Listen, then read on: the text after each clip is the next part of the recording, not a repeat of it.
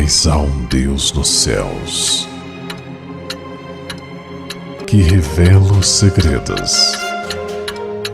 Ele revelou o que vai acontecer no fim dos dias.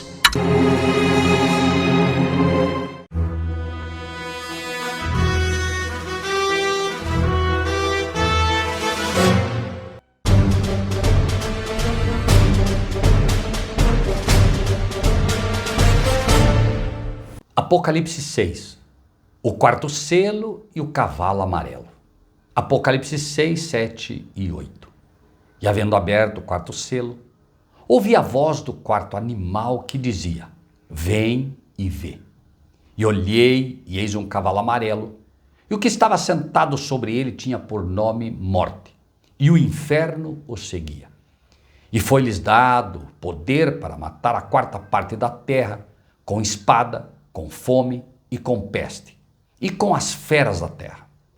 O quarto selo é aberto e surge o cavalo amarelo.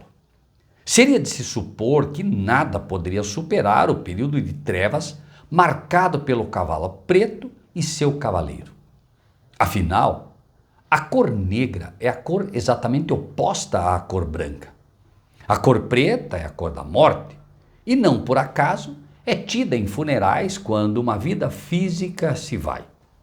Poderia haver algo pior que a morte física, se esta é aparentemente o fim da linha para qualquer ser humano quanto à sua missão e estadia na Terra? Poderia o cavalo amarelo ser ainda pior que o cavalo preto? Sim. A resposta a esta pergunta, infelizmente, é sim.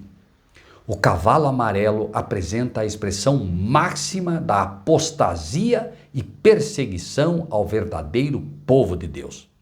Sim, é a época em que surge a besta que sobe do mar, o chifre pequeno que irá, conforme profetizado pelo profeta Daniel, falar grandes e absurdas coisas. Daniel 7, 7 e 8. Estando eu a considerar os chifres, eis que entre elas subiu outro chifre pequeno, diante do qual 3 dos primeiros chifres foram arrancados, e eis que neste chifre havia olhos como os olhos de homem, e uma boca que falava grandes coisas. E entre as grandes coisas que falará, estará certamente o ataque direto à lei de Deus, conforme relatado pelo mesmo livro de Daniel, no mesmo capítulo acima citado, porém agora no versículo 25. Diz a palavra de Deus: E proferirá palavras contra o Altíssimo, e destruirá os santos do Altíssimo, e cuidará em mudar os tempos e a lei. E eles serão entregues na sua mão por um tempo, e tempos, e a metade de um tempo. Daniel 7, 25. O nome daquele que está sentado sobre ele é Morte, o que por si só já é assustador. Mas o próprio inferno segue este cavaleiro e seu cavalo. As cores branca, vermelha e preta, que precederam os cavalos anteriores, são cores naturais em um cavalo. Mas a cor amarela não é uma cor natural. Assim como nas 3 primeiras bestas, nações da profecia de Daniel, onde leão, urso e leopardo são animais naturais da fauna terrestre, e o dragão sendo um animal antinatural, como representando Roma, agora também, da mesma forma, no livro que revela as profecias do livro de Daniel, encontramos um paralelo que não pode ser coincidência. O papado, assentado em Roma, atinge o seu auge agora. Assim como Satanás atinge seu auge de maldade ao tirar a vida do Filho de Deus na cruz, através daquela que deveria ser a sua igreja. Período 538 a 1517 depois de Cristo. É o tempo da Inquisição. É chegado o tempo em que todos os que piamente querem viver em Cristo Jesus padecerão perseguições. Segundo Timóteo 3:12. É chegado o tempo em que expulsar-vos-ão das sinagogas. Vem mesmo a hora em que qualquer que vos matar, cuidará fazer um serviço a Deus. João 16:2. No século VI, tornou-se o papado firmemente estabelecido. Fixou-se a sede do seu poderio na cidade imperial e declarou-se ser o bispo de Roma, a cabeça de toda a igreja. Abre aspas. Mas os que temem e reverenciam a Deus enfrentam esta audaciosa presunção do mesmo modo porque Cristo enfrentou as solicitações do insidioso adversário. Adorarás ao Senhor teu Deus e a Ele somente servirás. Lucas 4:8. Deus jamais deu em sua palavra a mínima sugestão de que tivesse designado algum homem terreno para ser a cabeça da igreja.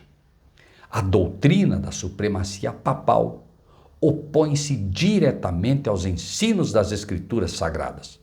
O Papa não pode ter poder algum sobre a Igreja de Cristo, a não ser por usurpação. A Grande Controvérsia, página 51. Sim, o paganismo cedera lugar ao papado. O dragão deu à besta o seu poder, o seu trono e grande poderio. Apocalipse 13:2. E começaram então os 1260 anos da opressão papal, preditos nas profecias de Daniel e Apocalipse. Daniel 7:25, Apocalipse 13:5-7. Os cristãos foram obrigados a optar entre renunciar sua integridade e aceitar as cerimônias e culto papais ou passar a vida nas masmorras, sofrer a morte pelo instrumento de tortura, pela fogueira ou pela machadinha do verdugo. Cumpriam-se as palavras de Jesus. E até pelos pais e irmãos e parentes e amigos sereis entregues, e matarão alguns de vós. E de todos sereis odiados por causa do meu nome. Lucas 21:16-17. A Grande Controvérsia, página 54. O inferno o seguia. De um modo quase que geral, as pessoas temem a morte. E lhes parece de fato, a todos, que nada pode ser pior que isso.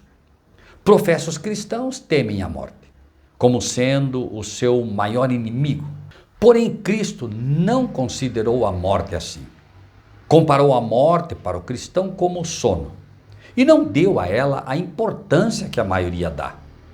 Falando, inclusive, sobre a morte de Lázaro, disse: Lázaro, o nosso amigo, dorme, mas vou despertá-lo do sono. Disseram, pois, os seus discípulos: Senhor, se dorme, estará salvo. Mas Jesus dizia isto da sua morte. Eles, porém, cuidavam que falava do repouso do sono. Então, Jesus disse-lhes claramente: Lázaro está morto. João 11:11-14. Lembre-se, de graça recebeste, de graça dai. Então, comente, curta, compartilhe e que Deus seja contigo.